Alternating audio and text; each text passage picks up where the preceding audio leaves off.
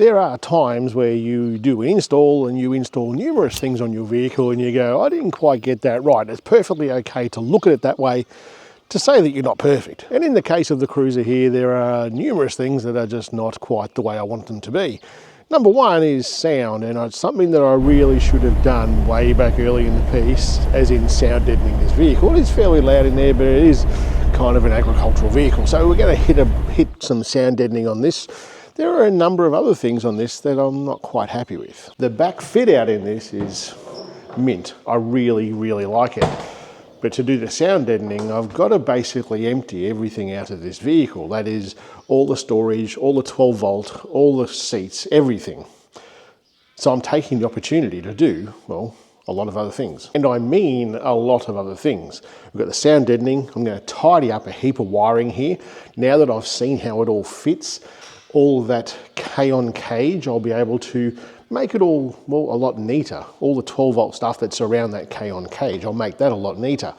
There is cruise control. I have not got cruise control in this vehicle, and I'm going to install it while everything's out. And in my head, I'm kind of thinking, while I do all this, I may as well look at something like an Android head unit while I've got the dash apart to an extent to do the cruise control. So there's actually quite a bit that I'm doing to this. There are a few things that are kind of on my wish list that unfortunately K-on just doesn't do, and that is MOLLE panels for these back windows here. I would love to have MOLLE cages on these.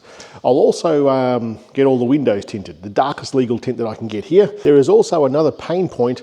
It hasn't caused me pain yet, but the potential is always there to cause me some pain, and that is with the 12 volt system. Everything is behind the seat, which is fine. It's a perfect place to put everything here.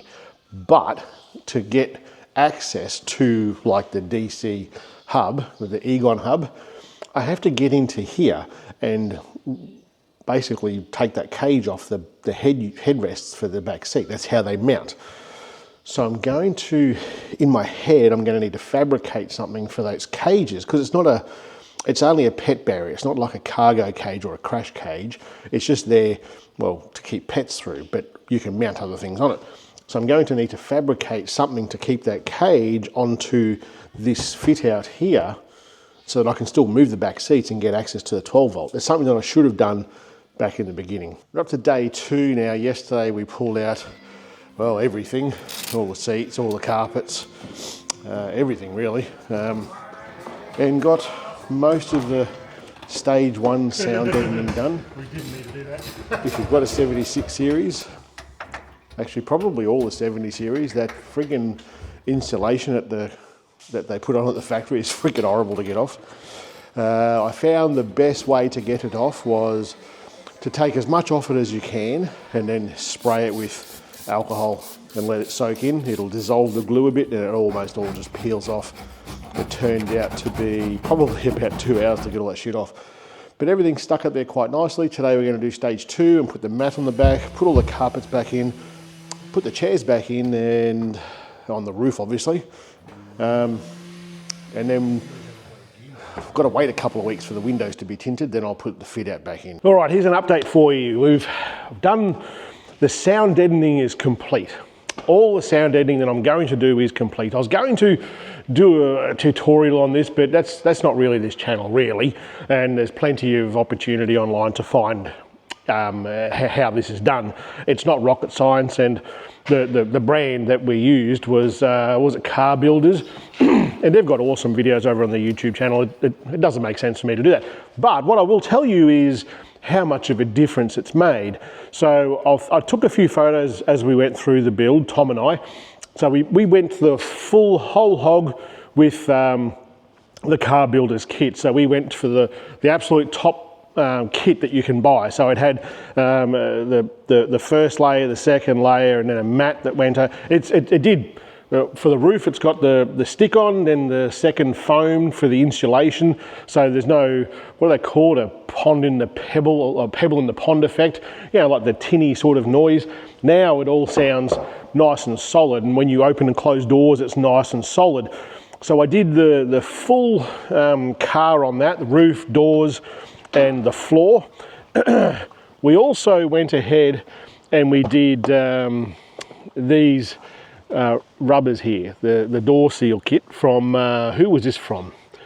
I think I bought this from the Cruiser company maybe. And this is, again, this is not rocket science to install this. It's basically replacing the plastic trim that's over here. Initially in my head I thought it was the door that I was replacing because that's where the rubber was, but it's this rubber right here, and that's done on basically the 4 passenger doors, so the driver's door and the 3 other doors, not the back doors. The back doors don't get done. There's a couple of things to remember with this. One, this is a pretty agricultural kind of vehicle. If you've got a 70 series, you know what I'm talking about. If you don't have a 70 series, you know that these things are just a low-tech, made for farming, made for mining, made for third world countries to put a disc on the back and start shooting things up. This is a very basic sort of car. So we're starting from around about 0. So I think when we first put this in here, I went for a test. I'll put it on the screen here. I got to like 95 or 97. It was loud, you know, the decibels wise. I dropped, by doing all of this, we dropped 3 decibels. And it's still noisy in the car, but it is not noisy to the point where I've got to shout to Sarah across in the passenger seat when to have a conversation. I don't have to have the radio blaring as loud as it will go to hear the music that I'm playing. And you may think that 3 decibels that was a waste of bloody time, but they don't work like that. It's like a multiple sort of effect. It is substantially quieter in there, but if you went and hopped in, say, I don't know, a Ford Ranger or something, that's going to be quieter than what this is. This is now at the point where it's nice to be in. You can hear the rumble from the V8. It's just really nice to be in there now. So if you are considering doing a sound deadening on your car, it's absolutely worth doing. I paid particular attention to the wheel arches. I think a lot of noise comes from there. I wasn't going to do that initially because on the back the carpet was stuck down, it was glued down. I just went, no, that doesn't make sense not to do that. It's still very tinny, and any rock that hits it's going to sound all tinny through the car, so I just did the lot. There's a couple of things I've changed my mind on, because this video that we're doing right here, this is being shot over the course of about 5 weeks or 6 weeks or something. I did the seat covers here. I ended up putting Ozcam seat covers in here, and I really like it. You might think, you freaking idiot, what'd you put them in there for? These Ozcam seat covers. But I've got to tell you, I'm super happy with that. It's a touch of me in the car. Now, the things that I changed, these are what I call Superfit, I think they're called. Just buy them off their website. Now, there's a couple of things that I've changed my mind on. One, you may remember from the beginning of the video about tinting the windows. So I've taken everything out of the car. We've done the sound deadening. I've rewired, rerouted a few of the wiring situation that's in the car, just to neaten it all up. And what else? We left all the K-on cages off the side of it so I can go and get the windows tinted. Now, as I look at this car, I go, it needs the windows tinted. Like it looks a little dark, but it's not what I would consider to be tinted. I kind of thought this was factory. So I booked it all in and went and got it, went to get it tinted. And I got down there and the bloke said, you didn't tell me it was tinted already. I'm like, that's tinted. And he showed me the difference in a no tint to a tint, and the tint that I have to what the legal tint is. And it was going to cost me $700 to get it a bee's dick and a bit darker than what it is now. It just doesn't make sense to do that. So I didn't end up doing the tint. There was something else I've changed my mind on, and that is where the back seats, you may remember I was talking about the rear K-on cage, because it bolts to the seat, and I wasn't overly fond of that because that's where my 12-volt hub is, and I've forgotten about something. Once I put that setup in the back there, it resolved an issue that I forgot that I had, and it's this. You may not hear that, but any little bump that you go down the road, the back seat kind of rattles and shakes, and it drives me freaking nuts. And it used to drive me nuts until I put the fit out in the back and the K-on cages in the back, and then it went away. So they resolved 2 things. They resolved the K-on cage I'm talking about, resolves things going forward, like a crash cage. It's not a crash cage, but it's a pet cage, I think they call it. But it stops things moving around the back, but it also stops those back seats wobbling around. There's no adjustment in there that I can find that's going to stop that either. What will end up happening here is the solar shades will go back on, the silver foil shades. So this is one of the K-on cages that go across the side window here at the back. Now, lots of people with this sort of vehicle, a lot of people put like gull wings or emu wings, what are they called? Yeah, they replace the window on the side basically and put something else there. Chances are you're familiar with K-on gear. I've had it in a few vehicles and I absolutely rate it. So this one here will be the left-hand one. What I've struggled with the whole way through was with storage on this. So I've got the survival first aid kit and the survival snake bite kit. And what I'm after is something to put onto here. And K-on actually have that now. They've got pouches and storage solutions that are specifically for this. Look, I'll show you these first. So have a look. I'll put a link down the bottom here on K-on's website. If you do the same sort of setup that I've got, and many of you do, as in the shelf, some MOLLE panels, the pet barrier, K-on now have additional storage onto that. So they've got a heap of bags that are specific to each vehicle. So you can buy a kit for like a 76 series cruiser. You might be able to buy a kit for a Prado. You get what I'm saying. And they will give you in that kit, you'll get the right number of bags to go across the top. Well, this here is part of the MOLLE kit. So this is just a good size utility bag, if you like. There's Velcro across the front here, and there's Velcro on the back. And this here will be able to sit on the left-hand side or the right-hand side, depending on how I configure it, with the mounting system that you get with these. So that's one. This looks to me like it's the mounting system. And it is. So this side here is all Velcro. So it's going to, so this here will be permanently fixed to the side MOLLE panels, which is why I haven't installed them yet, because this netting, if you like, the way that this threads through is going to be fairly tight. So ideally, if you're going to use these, you would either take them off your car and put them on. You could probably do it on, but I just get a feeling it's going to be a bit of a pain to do with them already mounted. Or when you buy K-on gear, buy this with it and do it before you install it. So anyway, I'll unbox these and we'll lay it out and see how it's going to go. Before I do that, the top rack, so the shelf that goes across the top, they sell bags that will, like I said before, so for a 76 series, there will be bags that fit and take up all that shelf, so it'll look quite neat and tidy. And this is one of them here. So the bags, good size canvas, ripstop canvas. The bags are mesh on top, so you can see what's actually in them. They're also like a PVC liner, so if you do put something in here that is going to spill, it's not going to get all through your car. The thing that I really like about this though is that, remember on this other pouch I just showed you, on this one, on the front of it, you've got this Velcro here. On the front of this, you've got this Velcro here, and what that is for all of these labels. So these labels here, if I've got, say, some recovery gear in that bag there, I can use this recovery patch, and it can go right there. So when it sits up in the car, you can see at a glance what everything has. It's bloody clever. The way I'm looking to lay this out, I'll have one here. Keep in mind, this is the left-hand side of the vehicle as we look at it from the back here.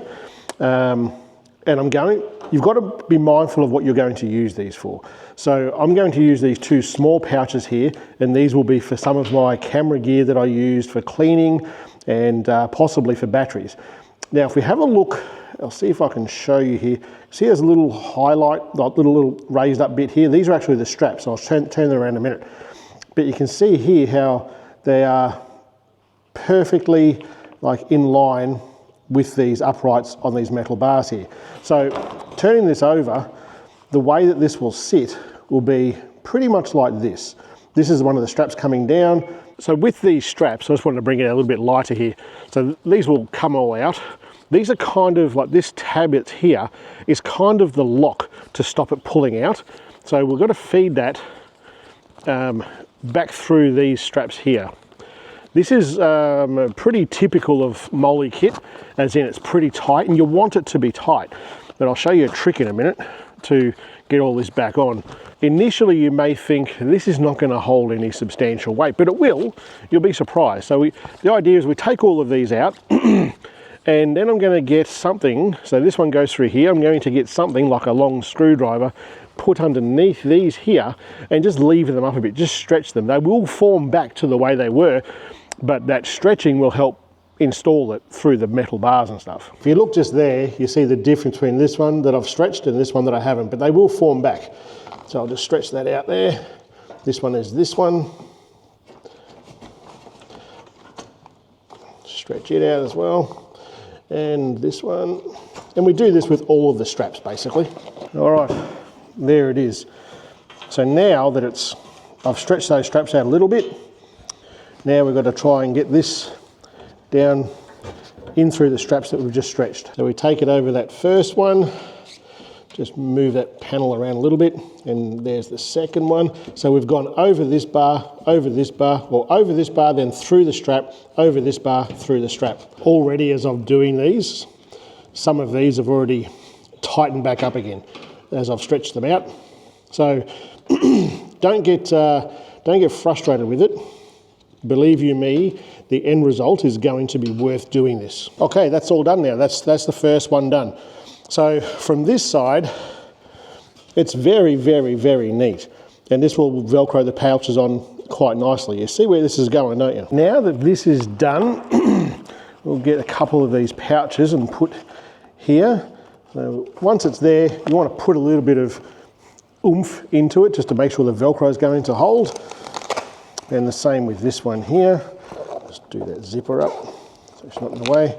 Now these have got nothing in them, so they're not bulked up. So when you put them there, make sure you've got a little bit of room for expansion, if you like. And that one right there. Now you can't look at that and go, that doesn't look bloody neat. Everything about K-On that I've ever done, it's always neat. It always looks schmick. And on this one here, we're going to put this pouch. I'll just take these tags off that and that will go right there. I think that looks pretty damn neat. Now I'm going to put these solar screens back on. If you're not familiar with these, I absolutely rate them. I've had these on here since I did the fit out on the back here, and I can tell you now it is substantially cooler in here with these than what it is without these. Now the only downside about solar screens that I have found is they tend to fall off. Now I had them falling off, and I mentioned it in a video one time on the back windows, because there's no MOLLE panels for the back windows. There is obviously for the side windows, and the MOLLE panels actually hold these on. When I took these off, none of the stickers, the suction caps, were actually still stuck to the window. The MOLLE cage actually held it there, so it's a dual purpose if you like. But on the back ones, somebody made a comment on the video. They said to use a bit of oil, like cooking oil on the back of it, because I was just spitting on it and doing it that way. And they said basically your spit, your saliva will just evaporate and there'll be nothing there holding it, whereas the oil won't do that. So that's what we'll do. If you haven't seen the video where I talk about installing all the K-On stuff, in the 76 series, you've actually got to drill a few holes. That's for these mounts down here. The ones that go on the top, the mounts for the top, these are, they've already got holes, as in for a hand grip, but only one is through the felt. You've got to punch through the felt, but there is actually a screw hole already up there. Down the bottom though, you've got to use some riv nuts, and I'm almost certain in the kit that comes with this, they give you riv nuts. I'm almost certain. And if you haven't used riv nuts before, they're not rocket science. It's pretty simple to do. This is, installing what I've installed into this is something that anybody can do. It's absolutely not hard, and it gives you a good sense of, I built that. Anyway, let's get this cage and put it in. When I install the cage on the side here, the panel, I can only do it kind of halfway today because the shelf marries with this. I'll put it up here and explain what I mean.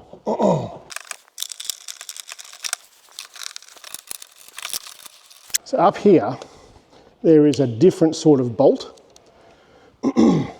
It's a hand screw. Now when I put the cage on the back here and put the shelf out here, the shelf actually comes to this, so that's actually a good idea to have it like this sort of screw. Once all the fit out is in the back, I can just simply unscrew this hand tight one and put the shelving bracket over to here. That's this side done. Really, it wasn't that big a deal, but by God, that looks good.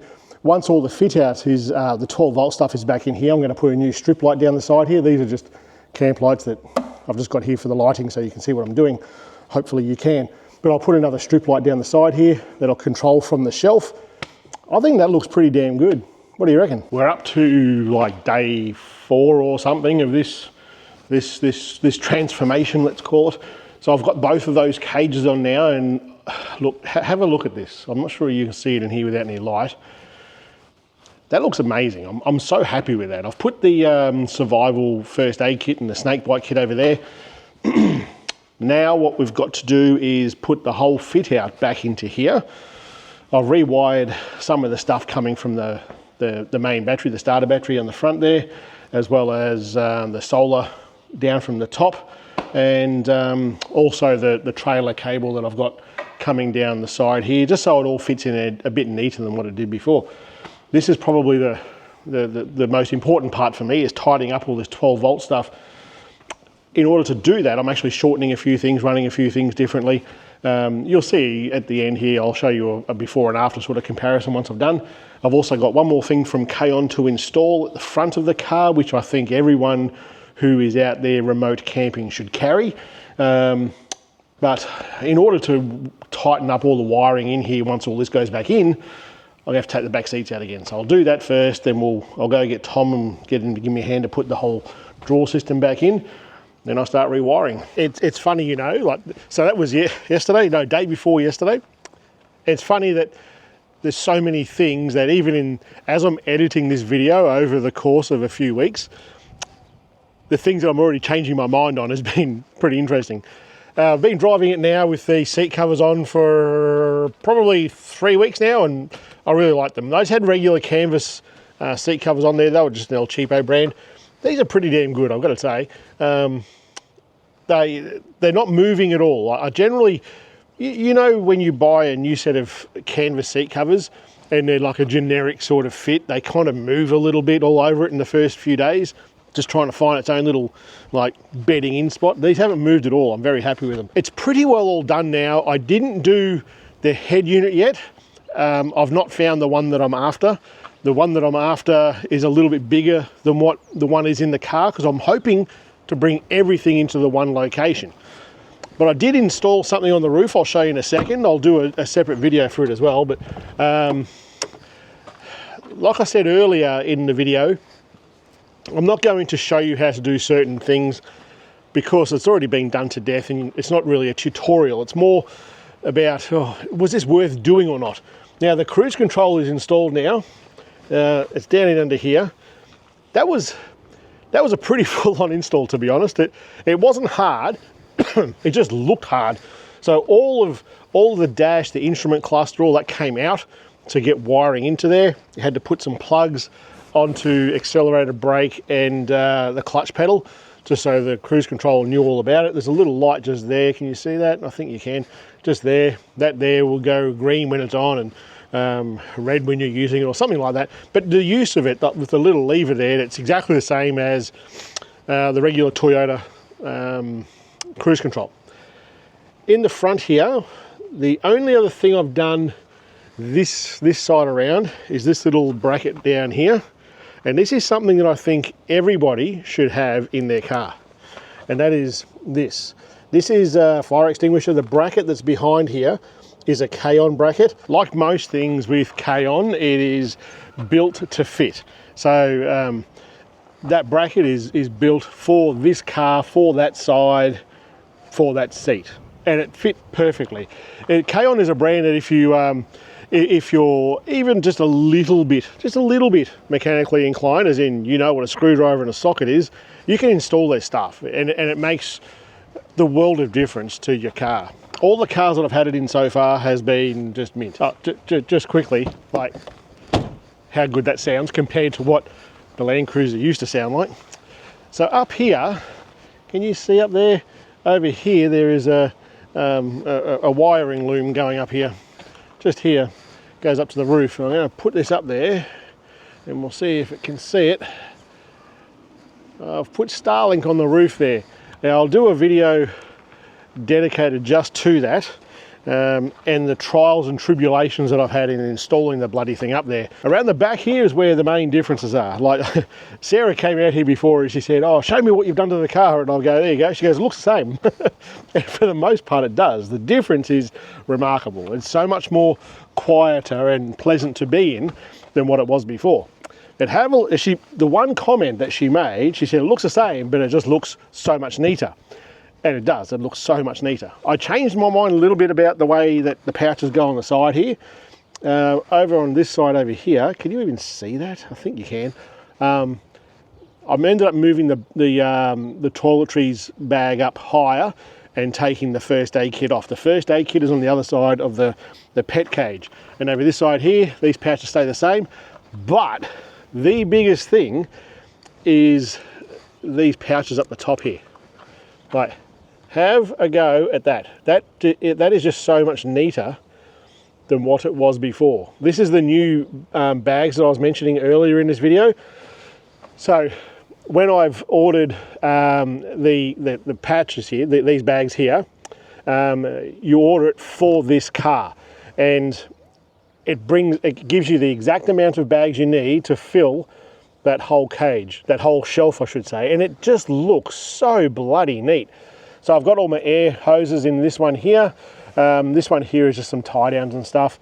This is a heavy jacket, so for winter if I get caught somewhere. And I think also my Crocs are in that one. And this one over on the end here, I put the crosses on there just so it's different from this one. It's different size given, but that's the raincoat, my dryzer bone up in there. And I've got to say, I'm super impressed with this. It's just made it all look so bloody neat in here. Oh, there's also one other thing that isn't a Kaon product, but I've put it on the Kaon. There's something I've been looking for forever and a day, and that is a torch or a flashlight that I can put into somewhere that's going to be permanently charged, and as in like a dock. And all the ones that I find are just horrendously expensive. Now you may remember I've done a fair bit of work with Woburn over the time, and this one here is actually a Woburn torch, this little bad boy here. I'll do a full review on this later on, but this is a super bright torch, and that's it. It's charging right now off the house battery in the car through the USB port here. So in the back here, all of this is Kaon. So the shelf is Kaon. The MOLLE panels here are Kaon. These are the lights that I said I was going to put back on. And they're all controlled from these switches here. And this switch housing here is actually a Kaon one as well. Overall, it's half the car's turning into a Kaon car. It's really quite nice. It's really good gear. If you've got a setup that you're looking to do in the back of your car, definitely look at the Kaon stuff. It's easy to use, it fits perfectly, and the quality is really good. And doesn't cost you the bloody earth either. One last thing that I did as well, I replaced the cable on the fridge. The fridge was cutting out. I don't know if I actually mentioned it in another video or not. I think I may have in an earlier video, where this just stopped working randomly. I noticed it one day a couple of months ago. I've got another fridge obviously in the camper trailer, so it wasn't a fix it now sort of situation. But this has got a cable on the back, like the power cable, the 12-volt power cable. The socket that goes into the actual fridge was rattling, like the bits inside were loose, which was weird. I couldn't yet. It's a sealed unit. You can't tighten it up anywhere. Have you ever had that happen to you? Had it happen to me, and I just replaced the cable, and it's good as gold now. Finally, with this here, this is the cable I've run up here for the Starlink. This is a steady cable hiding, what do you call it, channeling sort of thing. It's rubber. I had it out in the sun to get it all like pliable because it's quite hard in the cold, and got it nice and soft and flat, and it went up there fine. The double-sided tape that comes with it is just rubbish, it's junk.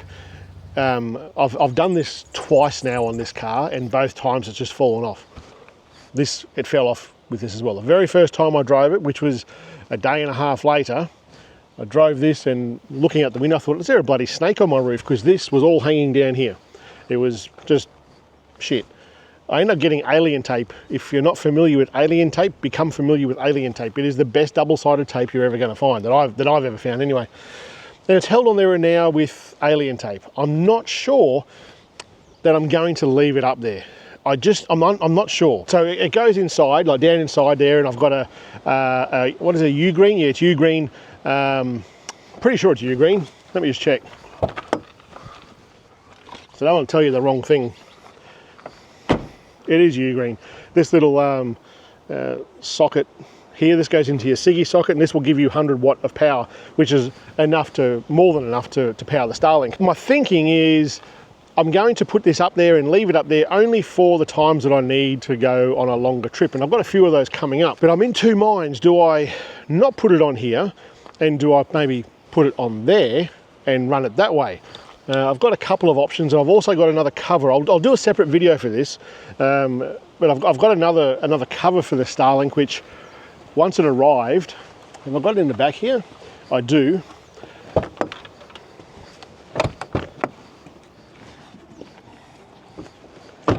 It's this one, and it's obviously a tinted acrylic, and when I first got it, I thought, oh yeah, it looks pretty cool, and it doesn't quite fit the brackets that I've got there, which is no big deal. I might be able to just grind some out of the top here. It's where it clamps on. It'll clamp on down here and here. But once I put this onto the Starlink isn't this great big white square sitting in the middle of the bush anymore. It kind of camouflages a little bit. So if you're a bit concerned about people going along and pinching your Starlink, well, might want to look at that sort of thing. It doesn't affect the way that the Starlink works. It still works perfectly fine.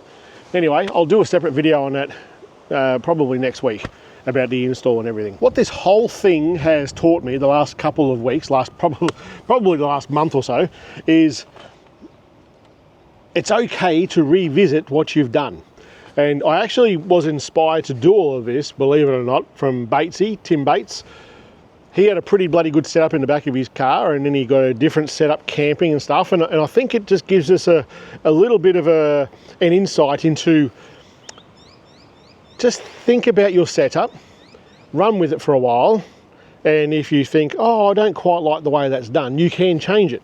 And the things that I've changed in here, they're not like blatantly obvious things, but they've made such a difference in the way the vehicle drives. Cruise control, sound deadening, cleaning up, tidying up of all these pouches on the back here, mint exercise. Anyway guys, that's it for today. I'll see you next week.